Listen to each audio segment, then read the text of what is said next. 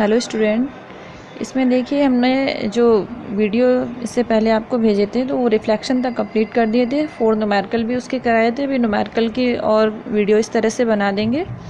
जो हम लोग की लाइव क्लासेस चल रही हैं उस पर हम लोग डाउट क्लियर कर देंगे और ये वीडियो से आप पहले इसको समझ लेंगे और जो भी डाउट होंगे वो हम लोग लाइव क्लासेस पे डिस्कस करेंगे। तो यहाँ पे देखिए आज हम लोग पढ़ने जा रहे हैं रिफ्रैक्शन ऑफ लाइट। अभी तक हम लोगों ने रिफ्लेक्शन पढ़ा था। तो रिफ्लेक्शन में क्या हम लोगों ने पढ़ा था कि जो लाइट है वो एक ही मीडियम में ट्रेवल कर रही है। यहाँ पे लाइट क्या होगी, 2 मीडियम की बात होगी। और रिफ्रैक्शन का मतलब है एक तरह से बेंडिंग ऑफ लाइट, मतलब लाइट का बेंड हो जाना। ठीक है, तो यहाँ पे देखिए the change in direction of light when it passes from one medium to another is called refraction of light. जब लाइट हमारी एक मीडियम से दूसरे मीडियम में पास होती है, जाती है एक मीडियम से दूसरे मीडियम में, ठीक है, और वो जब एक मीडियम से दूसरे मीडियम पे जाएगी तो क्या होगी, बेंड होगी। तो उसी फिनोमेना को हम लोग बोलते हैं रिफ्रैक्शन ऑफ लाइट। तो देखिए यहाँ पे इस तरह से लिया है सरफेस, ये हो गया सरफेस, इस तरह से यहाँ पे लिया गया है। और नॉर्मल देखिए, नॉर्मल वहाँ भी हम लोगों ने देखा था। तो नॉर्मल क्या होता है, सरफेस के परपेंडिकुलर। तो ये जो है ये क्या होगा, नॉर्मल हमेशा कहाँ होगा, सरफेस के परपेंडिकुलर, ये नॉर्मल हो गया। अब यहाँ पे देखिए ये हमारी जो लाइट रे इस पे आ रही है, ये हमारी कौन सी रे होगी, इंसिडेंट रे सरफेस पे। अब यहाँ पे देखिए ये हमारा मीडियम इधर वाला हो गया फर्स्ट, और ये क्या हो गया, सेकेंड मीडियम। तो लाइट हमारी कहाँ से जा रही है, फर्स्ट टू सेकेंड मीडियम। तो ये लाइट इस तरह से यहाँ पे आपका बेंड मतलब कितना होगी। वहाँ पे देखिए हम लोगों ने रिफ्लेक्शन में क्या पढ़ा था कि इंसिडेंट एंगल जो आई होता है एंड रिफ्लेक्टेड एंगल वो हमारा इक्वल होता है। यहाँ पे देखिए क्या है कि जो इंसिडेंट एंगल है और जो रिफ्रैक्शन, वहाँ पे इंसिडेंट एंगल और रिफ्लेक्शन था वहाँ पे, तो रिफ्लेक्शन एंगल आर बोलते थे, तो वो इक्वल होता था। क्योंकि वहाँ पे जो जिस एंगल से लाइट इंसिडेंट हो रही है सरफेस से, उसी एंगल से क्या होती थी, रिफ्लेक्ट होती थी। यहाँ पे क्या है, मीडियम चेंज होने की वजह से जो एंगल है वो क्या होगा, चेंज हो जाएगा। आई आर में क्या होगा, इक्वल नहीं होगी। Angle i does not equal angle r. कभी हमारा आर यहाँ पे आई से बड़ा भी हो सकता है और आर छोटा भी हो सकता है। तो हम लोग यहाँ पे अभी मीडियम के बारे में पढ़ेंगे, तब ये यहाँ से क्लियर होगा कि कब ये कंडीशन आएगी। अब देखिए यहाँ पे हमने मीडियम की बात नहीं की, बस इस तरह से ले लिया है कि ये हमारा फर्स्ट मीडियम है और ये सेकेंड मीडियम है। तो लाइट इस तरह से इंसिडेंट हो रही है सरफेस पे, तो ये जो एंगल बनेगा इंसिडेंट रे और नॉर्मल के बीच में, हम लोगों ने रिफ्लेक्शन में भी पढ़ा था, ये इंसिडेंट एंगल होता है। और नॉर्मल और रिफ्लेक्टेड, यहाँ पे क्या है, रिफ्रैक्शन हो रहा है, मीडियम चेंज हो रहा है, तो हम इसको बोलेंगे रिफ्रैक्टेड रे। तो रिफ्रैक्टेड रे और नॉर्मल के बीच में जो एंगल है वो हो जाएगा एंगल ऑफ रिफ्रैक्शन। तो यहाँ भी जो एंगल आई है एंगल आर के इक्वल नहीं होगा। ठीक है, ये मीडियम पे डिपेंड करेगा कि क्या इनमें डिफरेंस है, कौन आर बड़ा होगा कि आई बड़ा होगा, लेकिन ये दोनों इक्वल नहीं होंगे। कभी जो रिफ्रैक्टेड रे है वो नॉर्मल टुवर्ड द नॉर्मल होगी, कभी अवे फ्रॉम नॉर्मल। अब देखिए मीडियम की बात करते हैं कि मीडियम होता क्या है। Medium can be divided into 2 types, rarer medium और डेंसर मीडियम। ये फर्स्ट है हमारा ऑप्टिकली रेयरर मीडियम और दूसरा है ऑप्टिकली डेंसर मीडियम। तो यहाँ पे देखिए क्या है कि जो रेयरर का मतलब आप समझते हो कि जहाँ पे जो चीज़ें क्या हो, दूर दूर हों। और डेंसर में क्या होगा, जहाँ पे चीज़ें पास पास हों। ठीक है, a medium in which the speed of light is more is known as optically rarer medium. तो देखिए आप यहाँ पे जनरल इस तरह से समझ सकते हैं कि जब हमें एकदम से प्लेन रोड मिलता है, जनरल एग्जांपल से समझ सकते हैं, तो वहाँ पे हमारी स्पीड क्या होती है, ज़्यादा होती है। और जहाँ पे ज़्यादा कंजेस्टेड होता है तो वहाँ पे अगर हम चल रहे हैं तो वहाँ पे हमारी स्पीड क्या होगी, कम हो जाएगी। तो यहाँ पे भी लाइट में भी इस तरह से रेयरर मीडियम में हमारी स्पीड क्या होगी, ज़्यादा होगी, और डेंसर मीडियम में स्पीड क्या होगी, कम होगी।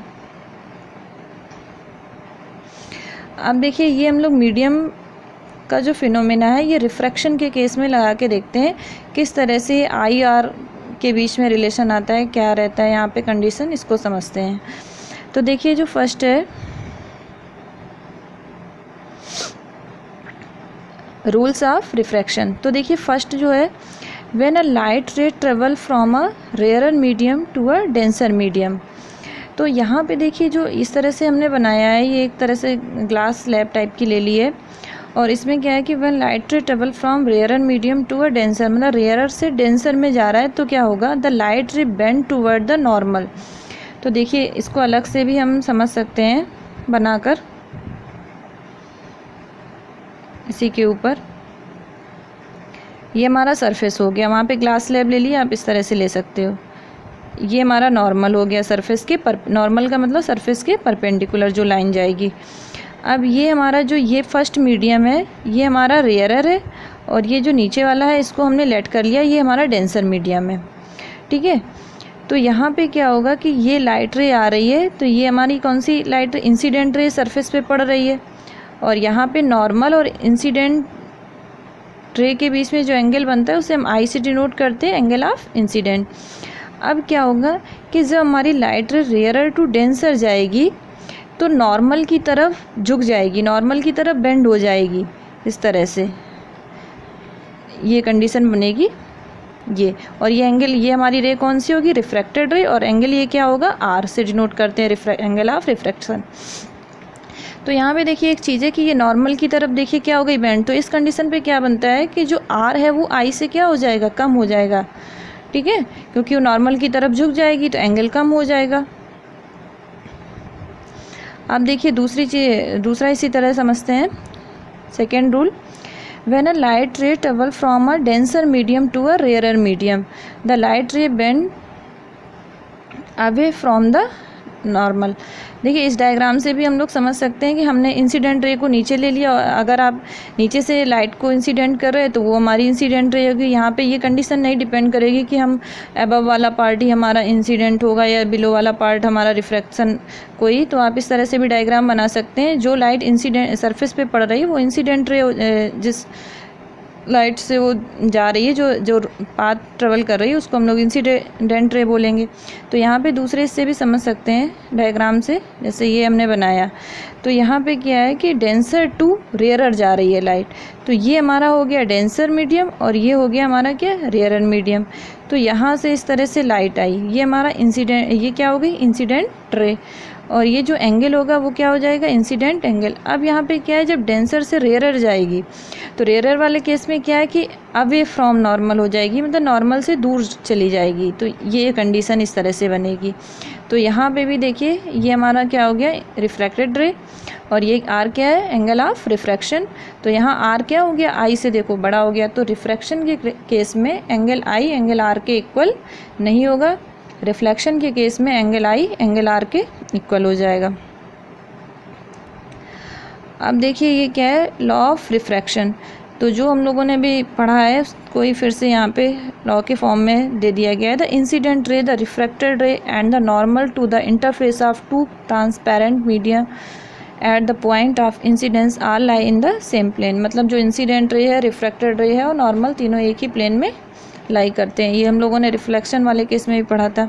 यहाँ पे एक चीज़ आती है, एक साइंटिस्ट थे स्नेल, उन्होंने ये रूल बनाया था, the ratio of sine of angle of incidence to the sine of angle of refraction is a constant for the light of a given color and for the given pair of media. This law is also known as Snell law. Snell scientist name है, उन्होंने ये law दिया था कि जो sign, देखिए अभी आप लोगों ने शायद मैथ्स में ट्रिग्नोमेट्री नहीं पढ़ी है, 10th में आपको भी पढ़नी होगी, तो वहाँ पे आप साइन कॉस टेन के बारे में और अच्छे से पढ़ लेंगे क्या होता है। ये हम लोग एंगल में साइन थीटा कॉस थीटा इस तरह से आप पढ़ेंगे मैथ्स में। तो यहाँ पे न्यूमेरिकल भी बन जाता है कि एंगल आई दिया हुआ, एंगल आर दिया हुआ, तो आप इसकी वैल्यू फाइंड कर सकते हैं। 30 60 90 इस तरह से आपको न्यूमेरिकल में मिलेगी वैल्यू 45। ठीक है, तो ये मैथ्स में जब पढ़ोगे तो और क्लियर होगा अच्छे से। साइन क्या है यहाँ पे, sine i upon sine r equal constant. मतलब आई यहाँ पे क्या है, इंसिडेंट एंगल है, और आर क्या है, रिफ्रैक्टेड एंगल है। और ये हमारे ये sine theta cos theta trigonometry में मैथ्स में पढ़ेंगे तब ये चीज़ क्लियर हो जाएगी। अभी आप जब न्यूमेरिकल करेंगे तो कुछ वैल्यू आपको जब लर्न हो जाएंगी तो आपको क्लियर हो जाएगा ये। कि साइन 40 की साइन 45 कितना होता है, साइन 30 की 60 90, इस तरह से क्लियर हो जाएगा ये। अब देखिए क्या है यहाँ पे रिफ्रैक्टिव इंडेक्स। तो देखिए यहाँ से क्वेश्चन एक ज़रूर आता है, रिफ्रैक्टिव इंडेक्स क्या होता है। तो आप लोगों ने 9th में जैसे वो पढ़ रखा है डेंसिटी, ग्रेविटेशन चैप्टर आप लोगों ने फिजिक्स में 9th में पढ़ा था, तो वहाँ पे आप लोगों ने डेंसिटी के बारे में पढ़ा था, ठीक है, density equal mass upon volume. तो यहाँ पे देखिए जो ये रिफ्रैक्टिव इंडेक्स है, और ये हम लोग कौन सा ऑप्टिक्स में पढ़ रहे हैं, द लाइट में पढ़ रहे हैं, ठीक है। तो जो वहाँ पे हम लोग पढ़ते थे तो वो हम लोग डिफ़ाइन करते थे उसको मास अपॉन वॉल्यूम से। एक तरह से इस तरह से भी वो है कि जो वहाँ पे भी डेंसिटी का मतलब क्या होगा, जो मीडियम हमारा जितना ज़्यादा डेंस होता था उसकी डेंसिटी उतनी ज़्यादा रहती थी, जितना कम डेंस होगा उतनी डेंसिटी कम होगी, मास और वॉल्यूम से उसको डिफ़ाइन करते थे। तो यहाँ पे भी जो ये रिफ्रैक्टिव इंडेक्स है ये एक तरह की डेंसिटी है, और ये हम लोग ऑप्टिक्स में पढ़ रहे हैं, तो इसका जो सेकेंड नेम है वो हो जाएगा, इससे आपको ज़्यादा ये चीज़ क्लियर हो जाएगी। रिफ्रैक्टिव इंडेक्स एकदम डिफरेंट नाम यहाँ पे लगेगा, ऑप्टिकल डेंसिटी। तो यहाँ पे देखिए the refractive index of a medium, ये एक तरह से क्या है कि ऑप्टिकल डेंसिटी है। रिफ्रैक्टिव इंडेक्स क्या है, जो ऑप्टिक्स में जो हम लोग डेंसिटी को डिफाइन यहाँ पे कर रहे हैं ऑप्टिक्स में, उसका रिफ्रैक्टिव इंडेक्स उसी का सेकेंड नेम है। तो हम लोग ऑप्टिकल डेंसिटी से भी इसको समझ सकते हैं, दोनों सेम है। The refractive index of a medium is defined as the ratio of speed of light in vacuum to speed of light in the medium, ठीक है। तो रिफ्रैक्टिव इंडेक्स को देखिए डिनोट किससे करते हैं, रिफ्रैक्टिव इंडेक्स का सिंबल है, कहीं बुक में आपको म्यू मिलेगा, इस तरह से म्यू ये है सिंबल, और कहीं पे आपको एन भी मिलेगा। आप एन यूज करना, ज़्यादा इजी है ये, तो हमने भी यहाँ पे नोट्स में एन यूज किया हुआ है। तो ये इसका सिंबल है, it is represented by N. तो डेफिनेशन के अकॉर्डिंग इसका फार्मूला क्या बन जाएगा, N equal speed of light in vacuum oblique करके एयर लिखा हुआ है upon speed of light in medium. तो speed of light in vacuum में हम किससे डिनोट करते हैं,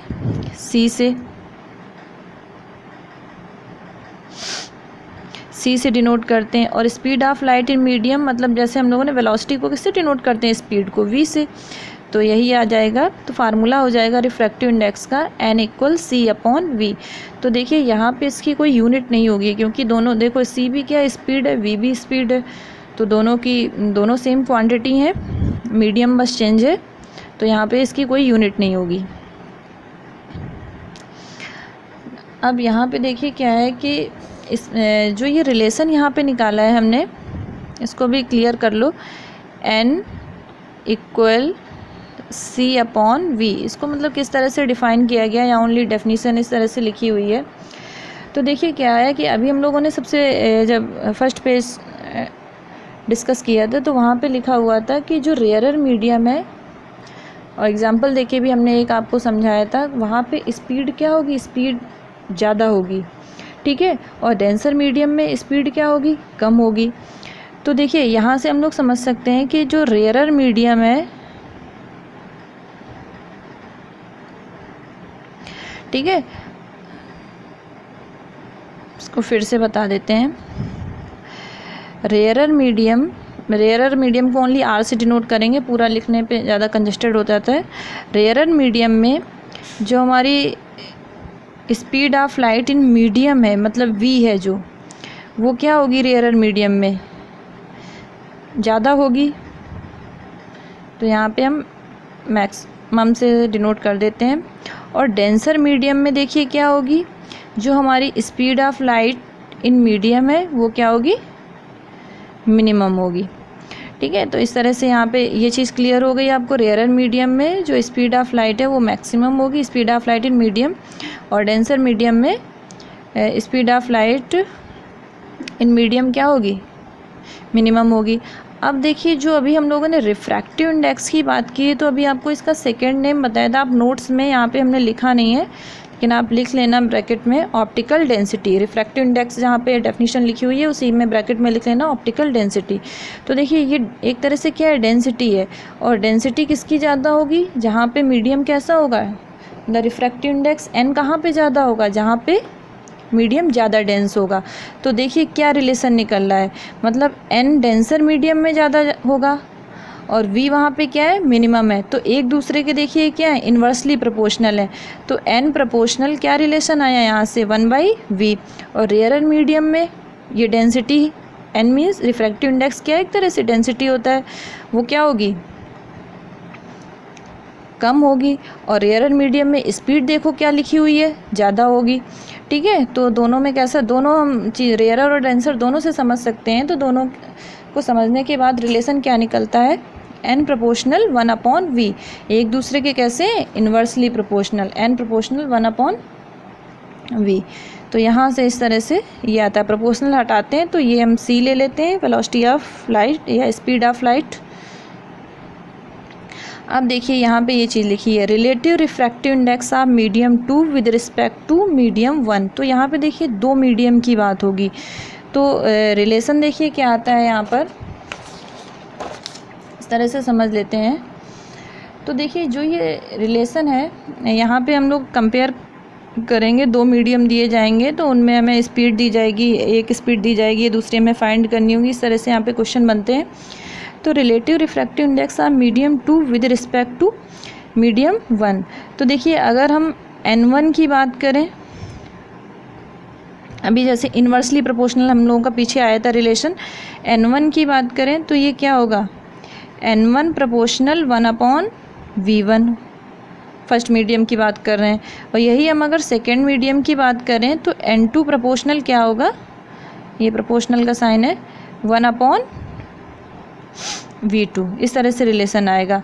अगर हमें रिफ्रैक्टिव इंडेक्स सेकेंड मीडियम का निकालना है विद रिस्पेक्ट टू, मतलब यहाँ पे क्या एक तरह से कंपेयर हमें करना होता है। इस तरह से क्वेश्चन आते हैं कि रिफ्रैक्टिव इंडेक्स कितना है, मतलब रेयरर से डेंसर का कितना ज़्यादा आया या डेंसर से रेयरर का कितना कम आया। तो ये चीज़ हम लोगों को यहाँ पे डिफ़ाइन करनी है। तो कंपेयर हम कैसे करेंगे, रेशियो निकाल के।